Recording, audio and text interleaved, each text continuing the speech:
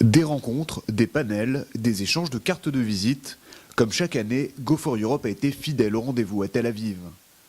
Pour sa 9e édition, cette conférence économique a rassemblé 1 millier de participants venus de près d'une quarantaine de pays.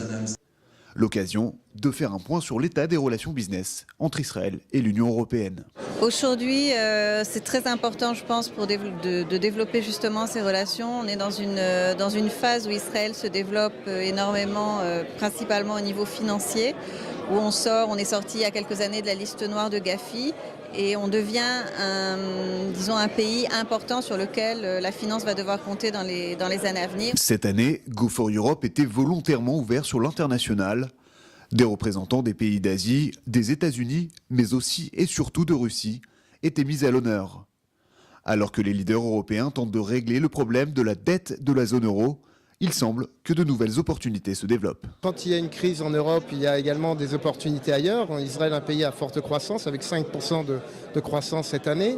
Il y a de nombreuses technologies qui peuvent permettre à des entreprises européennes d'avoir un avantage technologique. Il y a des potentiels de coopération intéressants. Et par ailleurs, pour les Israéliens, quand il y a une crise, il y a également des opportunités. Donc il y a des opportunités d'investissement. On a vu ce matin un groupe qui a parlé le groupe Assia qui a fait des acquisitions en Grèce.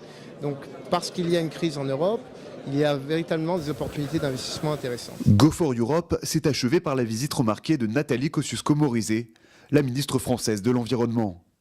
NKM était de passage dans la région pour 48 heures. À Jérusalem, quelques heures plus tôt, elle a évoqué une coopération concrète entre la France et Israël. Précisément, un contrat vient d'être signé entre la SNCF et la compagnie israélienne de transport Dan.